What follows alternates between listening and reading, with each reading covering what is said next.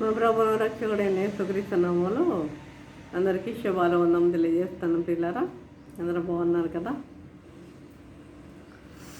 చూడండి, ఇది ఎందుకు ఏర్పడదేమో లేఖన భాగం చూసినట్టయితే మత్తయి సువార్త 10వ అధ్యాయము 16వ వచనము. ఇదిగో తోడేళ్ల మధ్యకు గొర్రెలను పంపినట్లు నేను మిమ్మల్ని పంపుచున్నాను కనుక పాముల వలె వివేకులను పావురముల వలె నిష్కపటులై ఉండుడి. ప్రార్థన చేసుకున్నాం. పరిశుద్ధుడ ప్రేమగల తండ్రి, నీ పరిశుద్ధ పాదం స్తోత్రం దేవా ప్రభా. తండ్రి దొరకనే ప్రభా, నీ వాక్యం ద్వారా తండ్రి మా తమ దొరకనైనా తండ్రి మమ్మల్ని సజీవులుగా ఉంచిన విధానం బట్టినైనా మీకు వందనం తెలియజేసుకుంటున్నాం ప్రభా. ఇదిగో తండ్రి వాక్యం మేము ధ్యానించుకున్నందుకు మీరు మాతో ఉండండి నాయన ప్రభా. ప్రతి ఒక్కరి తండ్రి వినగల గ్రహించగల మనసును వాక్యానుసారంగా జీవించే జీవితం దయచేయమని మా ప్రభు నేసరం బ్రతమాలు విన్నముగా ఉడికించినాం తండ్రి. ఆమె చూడండి, దినముకి ఏర్పడిన అంశం ఏంటంటే పావురమ్ముల వలె నిష్కపటులై ఉండుడి. పావురమ్ముల వలె నిష్కపటులై ఉండుడి.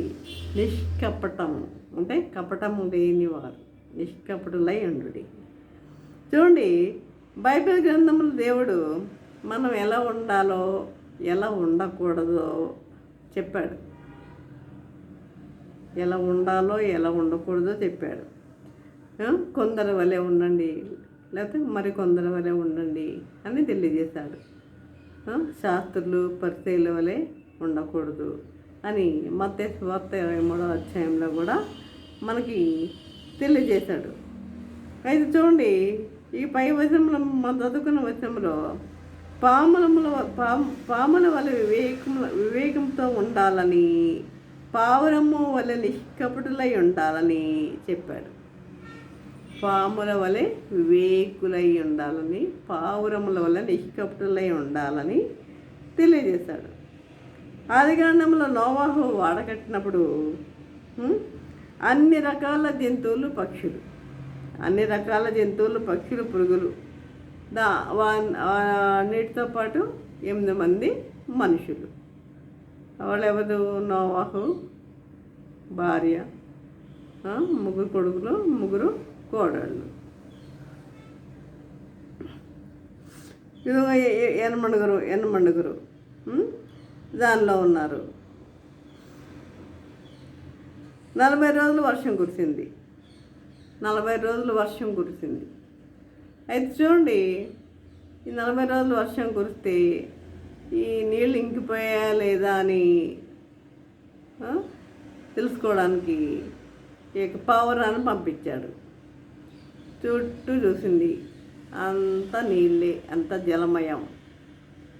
తిరిగి వచ్చింది. అంటే అది కాలు పెట్టడానికి కూడా అక్కడ లేదు, తిరిగి వచ్చింది. తర్వాత కాకిని పంపిస్తే కాకి మరి తిరిగి రాలా. ఎందుకంటే అది అనేక చనిపోయిన కళేబరాలు అక్కడ తేలుతూ ఉన్నాయి కదా, అక్కడ ఇక స్థిరపడిపోయింది. అవి తింటూ స్థిరపడిపోయింది కాకి. కనుక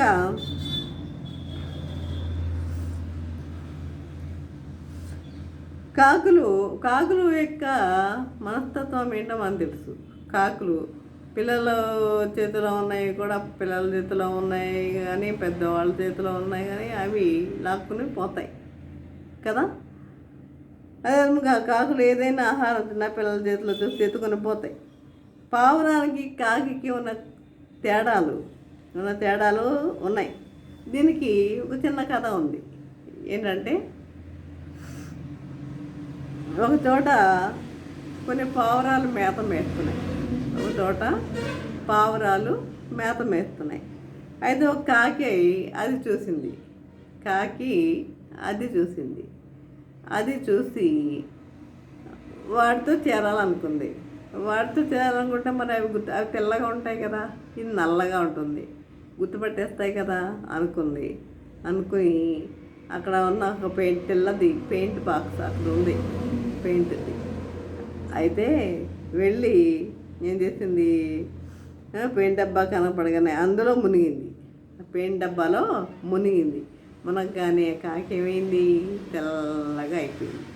కాకి తెల్లగా అయిపోయింది. అయితే పావురపు రంగు దానికి వచ్చేసింది. అప్పుడు వెళ్ళి పావురాల్లో కలిసింది. పిల్లలు పావురాల్లో కలిసింది. అవి ఏమనుకున్నాయి? తెల్లగా ఉంది కదా, పావురమే అనుకున్నాయి. తెల్లగా ఉంది కాబట్టి పావురమే అనుకున్నాయి అవి. వాడితో కలిసి మేస్తుండగా దాని నడక గెంతుతూ నడుస్తూ ఉంది. అవి అనుకున్నాయి రంగు మందే, నడక తేడాగా ఉంది అనుకున్నాయి. నడక తేడాగా ఉంది అనుకున్నాయి. అదే మత్తయి సువార్త 25వ అధ్యాయంలో మనకి 10 మంది కన్యకలను మనం చూస్తాం. 10 మంది కన్యకలు. 10 మంది కన్యకలు ఒకలానే ఉన్నారు. అవునా? 10 మంది కన్యకలు ఒకలానే ఉన్నారు. అయితే 5 బుద్ధిగల కన్యకలు, 5 బుద్ధి లేని కన్యకలు. 5 బుద్ధిగల కన్యకలు, 5 బుద్ధి లేని కన్యకలు కదా. కాబట్టి నువ్వు పైకి భక్తిగా కనపడచ్చు, నువ్వు పైకి భక్తిగా కనపడచ్చు, కానీ నీ హృదయంలో ప్రభు ఉన్నాడా? నీ హృదయంలో ప్రభు ఉన్నాడా? నీ నడత ఎలా ఉన్నాయి? నువ్వు వస్తున్నావు, చర్చికి వస్తున్నావు, పాటలు పాడుతున్నావు, బైబిల్ చదువుతున్నావు, వాక్యాలు చెప్తున్నావు. నీ యొక్క నడత ఎలా ఉంది? నీ యొక్క మాట ఎలా ఉంది? నీ యొక్క ప్రవర్తన ఎలా ఉన్నది? ఒక్కసారి కాబట్టి ఈ విధంగా కొంతమంది కేకలు వేసి అరుస్తూ ఉంటారు. కొంతమంది కేకలు వేస్తూ ఉంటారు. వాళ్ళ స్వభావమే అది, వాళ్ళ యొక్క స్వభావం అది, కేకలు. ఎందుకు కేకలు అంటే మీ స్వరం అసలు బయటకు వినపడకూడదు. నీ ఇంటిలోని స్వరము బయటికి వినపడకూడదు. ఎందుకు వినపడాలి? నీ ఇంట్లో మాట్లాడుకున్న మాటలు బయటికి వినపడకూడదు. బయటికి వెళ్ళి అంటే ఏంటి అర్థం? నువ్వు అరుస్తున్నావని అర్థం, అంతే కదా. నువ్వు గట్టిగా అరుస్తున్నావు అంటే ఏంటి అక్కడ అర్థం? నువ్వు గట్టిగా కేకలేస్తున్నావనే కదా అక్కడ అర్థం. కాబట్టి కొంతమంది అంటారు నాకు కోపం వచ్చినప్పుడు అలాగే అరుస్తానండి అంటారు. కొంతమంది అలాగే అంటారు, కోపం వచ్చినప్పుడు అలాగే చేస్తానని అంటున్నారు. ఒక ఆయన కోపం వచ్చినప్పుడు ఏం చేశాడంట? ఒక వ్యక్తి భార్య మీద కోపంతో కొత్త గొడుగుని విరిచిపడేశాడంట. కొత్త గొడుగుని కాబట్టి మన ఇంటిలోని మాటలు బయటికి వినపడకూడదు. కొంతమంది ఏదో అదేంటో గ్రేట్నెస్గా ఫీల్ అవుతారు. కేకలు వేస్తుంటే ఓహ్ నేనే కదా భార్య మీద కేకలు వేస్తున్నాను అనుకునే భర్తలు ఉంటారు. కొంతమంది భార్యలు నేనే కదా కేకలు వేస్తున్నాను భర్త మీద అని అనుకునే వాళ్ళు కొంతమంది ఉంటారు. ఇదేం గొప్పతనం ఏమీ కాదు. కాబట్టి మన ఇంటిలోని విషయాలు ఇతరులకు తెలిసేటట్లుగా మనము ఉండకూడదు ప్రియులారా. కనుక ఆ పావురాల మధ్య ఉన్న కాకి ఎలా అరుతుంది? కావు కావు కావు అని అరుతుంది. కావు కావు కావు అని అరుతుంది. పావురాలు అట్లా అరుస్తాయా? లేదు. ఈ రంగు మందే, అరుపు మంద కాదు అనుకున్నాయి అవి. మంది కాదు అనుకున్నాయి. కాకి నోరంతా తెరిచి అరుస్తుంది. నోరంతా తెరిచి కాకి అరుస్తుంది. పావురెక్క స్వరం లోపల నుండి వస్తుంది. మన మూలుగు శబ్దం లోపల నుండి వస్తుంది. పరిశుద్ధాత్మకు గుర్తు పావురం. పరిశుద్ధాత్మకు గుర్తు, పరిశుద్ధాత్మక సాదృశ్యం పావురం. కాబట్టి మరి అయితే నీ మాట ఎలా ఉంది? నీ మాట ఎలా ఉంది? ఇంకా చెప్పరా, నీ కోత ఎలా ఉంది? నీ కోత ఎలా ఉంది? నీ మాట ఎలా ఉంది? నీ ప్రార్థన ఎలా ఉంది? జీవ మరణములు నాలుక వశం అంటున్నాడు దేవుడు. జీవ మరణములు నాలుక వశం. సామెతలు 18:27 చూడండి. కత్తిపోటు వంటి మాటలు పలుకువారు గలరు. కత్తిపోటు వంటి మాటలు పలుకువారు కలరు. సామెతలు 12:18 అయితే కొందరైతే బూతులు చెడ్డ మాటలు మాట్లాడతారు. బూతులు చెడ్డ మాటలు మాట్లాడతారు. లోకస్తుల మధ్యలో ఉన్నప్పుడు వారి వలే ఉంటారు. సంఘంలో ఉన్నప్పుడు అబ్బో ఎంతో భక్తి పరుల్లా నటిస్తూ ఉంటారు. లోకస్తుల్లో ఉన్నప్పుడు అలాగే ఉంటారు. ఇక్కడ ఉన్నప్పుడేమో మంచి భక్తి పరుల్లా ఉంటారు. అదే విధంగా దేవుని బిడ్డల మధ్యలో ఉన్నప్పుడు ఆ విధంగా మాట్లాడతారు. కొంతసేపటికి ఒక చచ్చిన ఎలుక పడింది. చచ్చిన ఎలుక ఎవరు రోడ్డు మీద పడేశారు. వెంటనే ఆ పావురం రంగులో ఉన్న కాకి ఏం చేసింది? ఈ కాకి మరి అవే తింటుంది కదా, ఆ యొక్క ఎలుకని కొట్టుకుని తింటాం మొదలెట్టింది.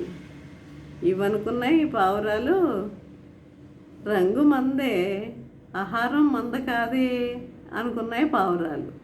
రంగు మందే ఆహారం మంద కాదే అనుకున్నాయి పావురాలు.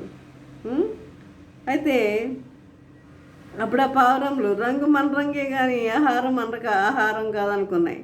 పావురం మంచి ఆహారం తింటుంది. కాకి కుళ్ళిన వాటిని కూడా తింటుంది. కుళ్ళిపోయిన వాటిని కూడా కాకి తింటుంది. తప్పిపోయిన కుమారుడు పందులు తినే పొట్టుతో తన ఆకలి తీర్చుకుంటున్నాడు. తప్పిపోయిన కుమారుడు పందులు తినే పొట్టుతో తన ఆకలి తీర్చుకోవాలనుకున్నాడు. ఈ సినిమాలతో, సీరియల్స్తో, ఇంటర్నెట్తో అనేక మంది వారి హృదయాలు నింపుకుంటున్నారు. ఈ సీరియల్స్తో, సినిమాలతో, ఇంటర్నెట్తో, ఈ ఫోన్లో రీల్స్తో వారి యొక్క హృదయాలను నింపుకుంటున్నారు. వాళ్ళకి టైమే తెలియట్లా. అవి చూస్తూ ఉంటే వారికి టైమే తెలియట్లా. కాబట్టి ఈ కాలంలో ఇంటర్నెట్ ద్వారా ప్రసంగాలు వినవచ్చు, దేవుని విషయాలు, వాక్యం తెలుసుకోవచ్చు. మరి నీ ఆహారం ఏంటి? నీ ఆహారం ఏంటి? చూడండి, దానియేలు రాజు తినే భోజనము నాకు వద్దు అన్నాడు. రాజు తినే భోజనము నాకు వద్దు అన్నాడు. ఎందువల్ల? అది ఆ భోజనము, రాజు భుజించి భోజనము పానము చేయి ద్రాక్షారసం పుచ్చుకొని తను అపవిత్రపరచుకొనకూడదని దానియేలు ఉద్దేశించి రాజు తినే భోజనము విగ్రహాలకు అర్పించినది. రాజు తినే భోజనము విగ్రహాలకు అర్పించినది. అందులో ఏముంటుంది? మద్యం ఉంటుందట. ఆ యొక్క ఆహారంలో మద్యం ఉంటుంది. మన శరీరము దేవుని మందిరం. మన శరీరం ఏంటి? దేవుని మందిరం. దేవుని మందిరం. కాబట్టి దీన్ని పవిత్రంగా కాపాడుకోవాలి. దీనిని పవిత్రంగా కాపాడుకోవాలి. అదేవిధంగా ఒక సహోదరికి ఆపరేషన్ జరిగింది. కుట్లు త్వరగా మానిపోవడానికి ఒక ఆమె ఏం చెప్పిందంటే, కుట్లు త్వరగా మానిపోవడానికి బ్రాందీ తాగమని డాక్టర్ అమ్మ సలహా చెప్పిందంట. బ్రాందీ తాగమని. ఆమె భర్త ఏమన్నాడంటే, ఆపరేషన్ చేయించుకున్న ఆమె భర్త,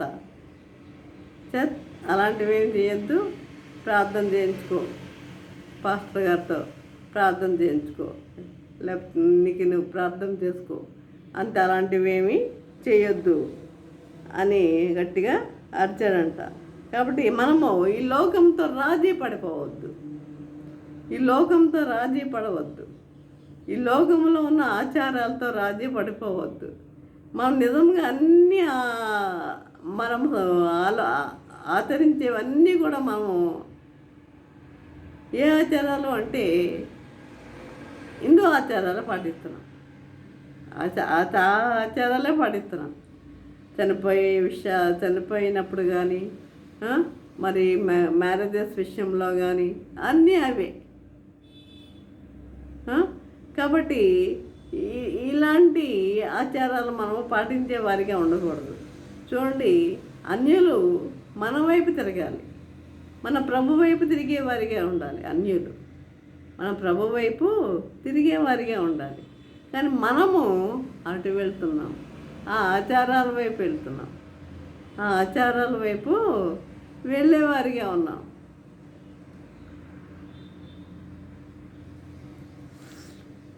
అదే చూడండి, ఆ ఆహారం కోసం ఏసావు ఏం చేశాడు? తన జ్యేష్ఠత్వపు హక్కునే అమ్మేశాడు. ఒక పూట కూటి కొరకు తన జ్యేష్ఠత్వపు హక్కునే అమ్మేశాడు. ఒక పూట కూటి కొరకు తన జ్యేష్ఠత్వపు హక్కును అమ్మివేసిన ఏసావు వంటి భ్రష్టుడని వ్యభిచారి అయినను ఉండునేమో అని జాగ్రత్తగా చూచుకునండి. హెబ్రీ 12:16 మనం చూస్తాం. హెబ్రీ 12:16 యోధా ఏం చేశాడు? 30 వెండి నాణాల కొరకు ఏం చేశాడు? ఆ ప్రభువునే అమ్మివేశాడు. యేసు ప్రభుని. బైబిల్ దేవుని వాక్యం, దేవుని మాటలు మనకి ఆహారం. మత్తయి సువార్త 4:4 చూసినట్లయితే మనుషుడు రొట్టె వల్ల మాత్రం కాదు కానీ దేవుని నోట నుండి వచ్చి ప్రతి మాట వల్ల కూడా జీవిస్తాడు.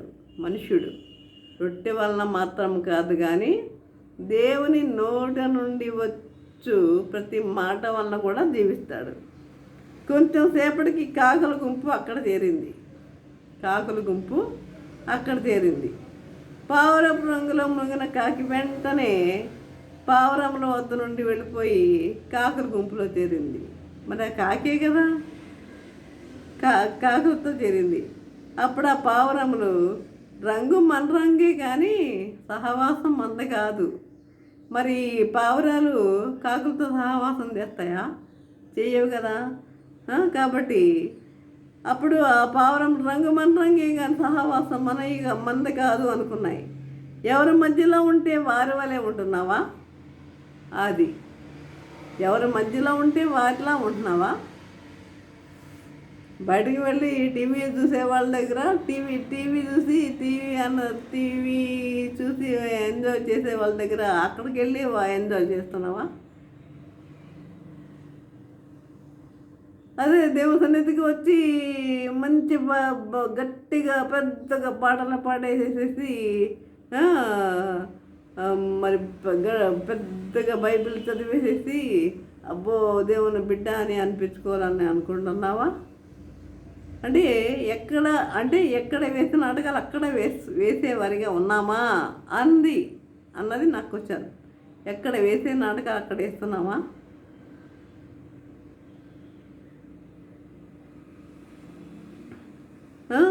సిగరెట్ తాగేవారి మధ్య సిగరెట్ తాగేవారు గాను, సినిమాలు చూసేవారు గాను, రాజకీయ విషయాలు చర్చించేవారి మధ్య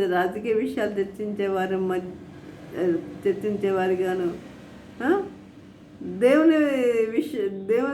దేవుని సన్నిధిలో ఉండేవారు ఉన్న చోట దేవుని బిడ్డగాను జీవిస్తున్నావా?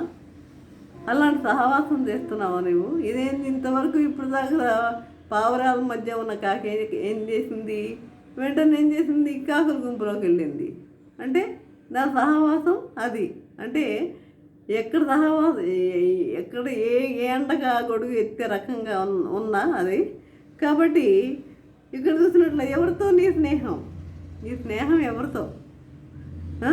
నీ స్నేహితులు ఎవరో చెబితే నువ్వు ఎటువంటి వాడో చెప్పచ్చు కదా.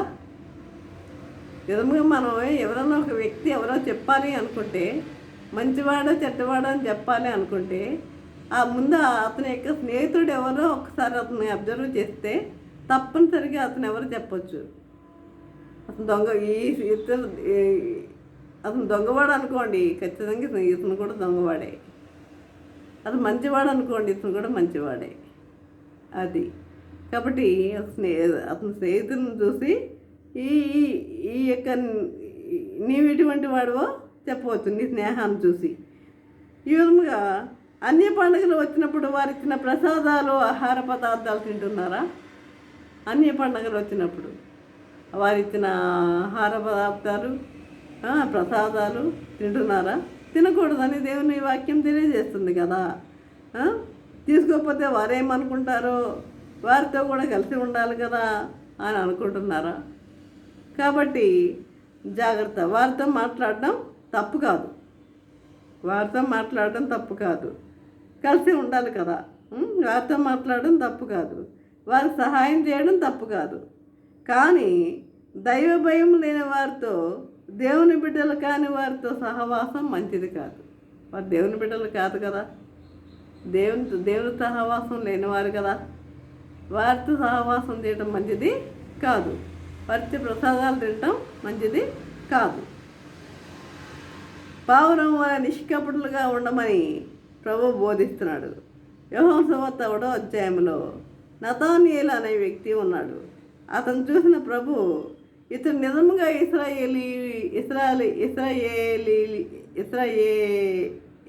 ఇశ్రాయేలీయుడు అని చెప్పాడు. ఇతను నిజంగా ఇశ్రాయేలీయుడు అని, ఇతను ఏంది ఏ కపడము లేదని చెప్పాడు. కాబట్టి పాముల వల్ల వివేకం కలిగి ఉండమని కూడా ప్రభు చెప్తున్నాడు. పాము అపాయమును ముందే గుర్తిస్తుంది,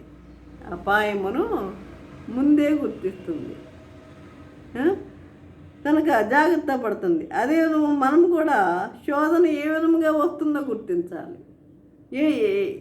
ఎటువైపు నుండి వస్తుందో శోధన అనేది మనం గుర్తించాలి. ఏది వాక్యానుసారమో ఏది కాదో గుర్తించాలి. ఏది వాక్యానుసారం ఏది కాదో మనం గుర్తించాలి. ప్రభు మనతో తప్పనిసరిగా మాట్లాడతాడు పిల్లరా. కాబట్టి ఒకరోజు ఏం జరిగింది, వర్షం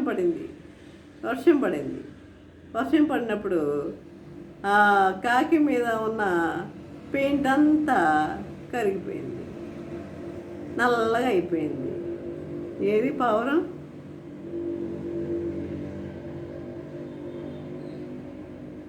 లేదు, పావురం. కనుక మనము ఎవరితో సహవాసం చేస్తున్నాము అనేది ఒకసారి మనము గుర్తు చేసుకునేవారిగా ఉండాలి. అందువల్ల ఈ విధంగా ఇదంతా నేను చెప్పడం జరిగింది. కాబట్టి ప్రియులారా, అందుకే ప్రభు తెలియజేశాడు, ఏమన్నాడు? పాముల వలె వివేకులుగాను పావురముల వలె నిష్కపటులై ఉండండి అని తెలియజేస్తున్నాడు. కేవలంగా ఆ విధంగా జీవించుటకు పరిశుద్ధాత్మ దేవుడు సహాయం చేసి నడిపించను గాక. ఆమెన్. ప్రార్థన చేసుకుందాం. పరిశుద్ధుడా, ప్రేమగల తండ్రి, నీ పరిశుద్ధ పాదం స్తోత్రం దేవా. ప్రభా తండ్రి, నేను ప్రభా నీ వాక్యం ద్వారా తండ్రి మాతో మాట్లాడే విధానం బట్టి నాయన మీకు వందనం తెలియజేసుకుంటున్నాం ప్రభా. ఇదిగోనైనా మరి పాముల వల్ల వివేకులను పావురముల వల్ల నిష్కపటులై ఉండండి అని తెలియజేస్తున్నాం నాయన తండ్రి. ప్రభా నిజమే తండ్రి నాయన, మేము నిష్కపటముగా మేము జీవించే వారిగా ఉంటకు నీ కృప దయచేయండి. మీ సహాయం మాకు అనుగ్రహించండి. నీ నామములో వేడుకుంటున్నాం తండ్రి. ఆమేన్. తండ్రి అయిన దేవుని ప్రేమయు, కుమారుడైన యేసుక్రీస్తు కృపయు, పరిశుద్ధాత్మిక అన్యోన్య సహవాసము సకల దేవుని సదాకాలము ప్రభా తండ్రి అయిన ప్రభా వాక్యం ప్రతి ఒక్కరికి తోడు నిలిచేయను గాక. ఆమేన్, ఆమేన్, ఆమేన్.